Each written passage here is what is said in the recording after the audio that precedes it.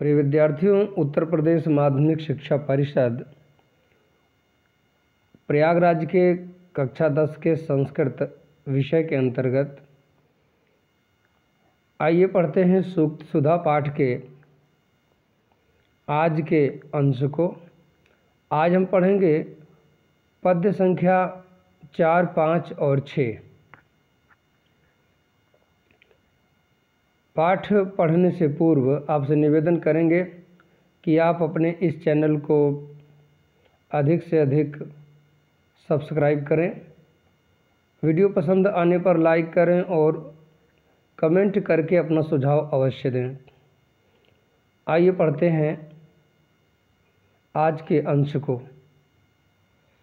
श्लोकस्तु श्लोकताम याति यत्र तिष्ठन्ति साधवः लकारो लुप्यते तत्र यत्र तिष्ठन्ति साधवः।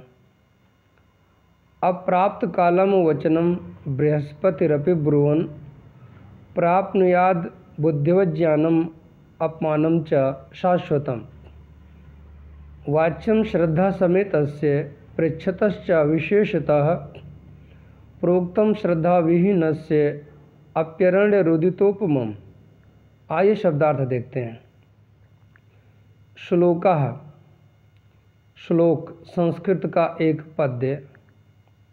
तू तो श्लोकताम यश प्रदान करने की स्थिति को याति प्राप्त होता है।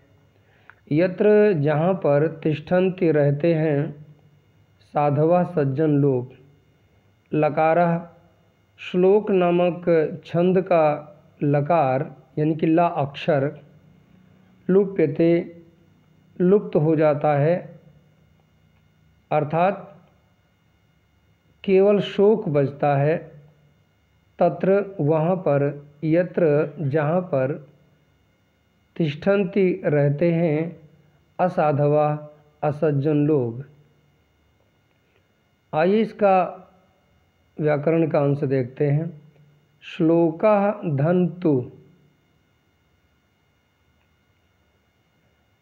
ध्यान दीजिएगा, यहाँ पर विसर्ग का सा हो गया है। आपके विसर्ग संधि के अंतर्गत ये पूछा जा सकता है, क्योंकि पाठ्यक्रम में विसर्ग संधि है। तो यहाँ पर विसर्जनीय से सा एक सूत्र है, उसके अनुसार विसर्ग का सा हो गया है।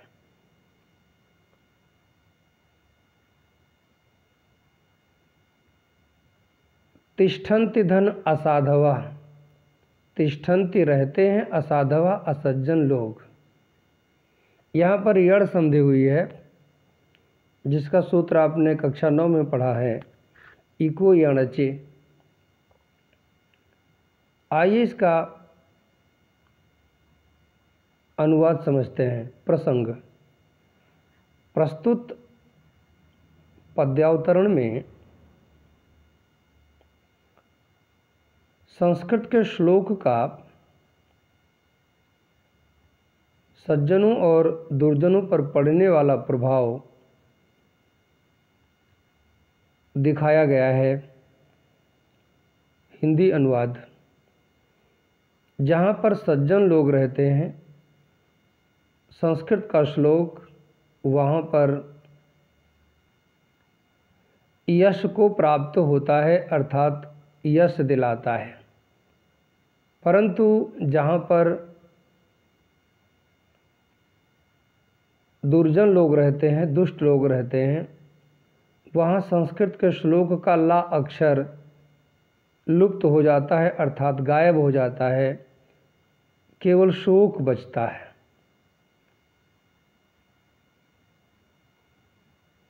इसका आज से समझिएगा विद्यार्थियों। अनुवाद तो पूरा हो गया है, आज से समझिए। यहाँ पर यह कहा गया है कि जहाँ पर विद्वान लोग होते हैं, सज्जन लोग रहते हैं, वहाँ पर जब संस्कृत का श्लोक पढ़ा जाता है तो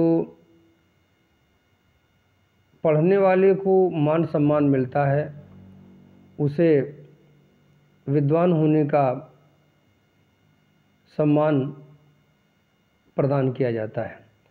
परंतु जहाँ दुष्ट लोग रहते हैं वहाँ जब संस्कृत का श्लोक पढ़ा जाता है तो दुष्ट लोगों को ऐसे लगता है मानो इनको शोक ने घेर रखा है, अर्थात दुष्टों में, दुर्जनों में शोक ही शोक फैल जाता है। यही अंतर है। आइए अगला पद्य देखते हैं। अप्राप्त कालम वचनम, अप्राप्त कालम बिना अवसर के, वचनम वचन को, किसी भी बात को, बृहस्पति ही अपि, देवगुरु बृहस्पति भी सबसे अधिक बुद्धिमान माने जाते हैं, देवगुरु बृहस्पति। लेकिन अगर अवसर के विपरीत बोलेंगे तो इनको भी क्या होता है देखिएगा, प्राप्नुयात, पा सकते हैं अर्थात प्राप्त कर सकते हैं।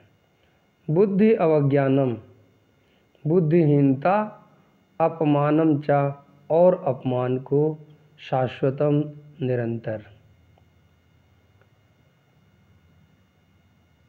व्याकरण के तत्व देखिएगा। अप्राप्त कालम, न प्राप्त कालम, अगर अवसर न हो तो, बृहस्पति ही अपि, बृहस्पति भी, यहाँ पर विसर्ग संधि की गई है, विसर्जनीय सा और ससजुसोरु एक सूत्र है यहाँ पे लगा है। बुद्धि धन अवज्ञानम, यड़ संधि की गई है। अपमानम धन च, अनुनासिक संधि की गई है। और शाश्वतम पद एक अव्यय पद है। आइए इसका प्रसंग समझते हैं। प्रस्तुत अवतरण में बिना अवसर के कुछ भी बोलने को अपमान का कारण बताया गया है। हिंदी अनुवाद। बिना अवसर के देवगुरु बृहस्पति भी लगातार बातें बोलने पर बुद्धिहीनता और अपमान को प्राप्त कर सकते हैं। आज से समझिएगा, अनुवाद इतना ही है, व्याख्या समझिएगा। सबसे अधिक बुद्धिमान होने के बाद भी देवगुरु बृहस्पति यदि अनुचित अवसर पर लगातार एक ही बात कहते चले जाएं, अर्थात जहाँ जो नहीं बोलना चाहिए अगर उस बात को वे बार बार बोलें तो बहुत बड़ा विद्वान होने पर भी उन्हें मूर्ख घोषित कर दिया जाएगा और उन्हें अपमानित होना पड़ सकता है। कुल मिलाकर ये समझिए, इस पद्यांश में ये कहा गया है बिना मतलब के नहीं बोलना चाहिए। कहीं भी कुछ भी बोलने से पहले जो उचित और अनुचित हो उसे समझ करके ही बोलना चाहिए। एक बार फिर अनुवाद बोल देते हैं। आप वीडियो दोबारा घुमा के देख भी सकते हैं, लेकिन एक बार फिर देखिएगा। देवगुरु बृहस्पति भी बिना अवसर के निरंतर वचन बोलने पर बुद्धिहीनता और अपमान को प्राप्त हो सकते हैं। अगला अंश देखिए, छठा पद्य। वाच्यम, कुछ भी कहना चाहिए, बोलना चाहिए। श्रद्धा समेतस्य, श्रद्धा पूर्वक पूछने वाले व्यक्ति के लिए। पृच्छतः, पूछते हुए। च, और। विशेषतः, विशेष प्रकार से। प्रोक्तम, कहा गया वचन या बोली गई बात। श्रद्धा विहीनस्य, श्रद्धाहीन व्यक्ति के लिए। अरण्य रुदित अपि, किसी भी प्रकार की, ध्यान दीजिएगा, विहीनस्य धन अपि, किसी भी प्रकार की बात, कितनी भी महत्वपूर्ण क्यों ना हो। अरण्य रुदित, जंगल में रोने के उपमम, समान होती है। कुछ व्याकरण के तत्व देखिएगा। वाच्यम शब्द यत प्रत्यय लगा करके बना है। श्रद्धा समेतस्य, श्रद्धया समेतस्य, श्रद्धा के साथ यानी श्रद्धा पूर्वक। और पृच्छतः धनचा, विसर्ग संधि की गई है, विसर्ग के बाद श्चुत्व संधि की गई है। श्रद्धा विहीनस्य धन अपि, धन अरण्य, अपि धन अरण्य में यड़ संधि हुई है।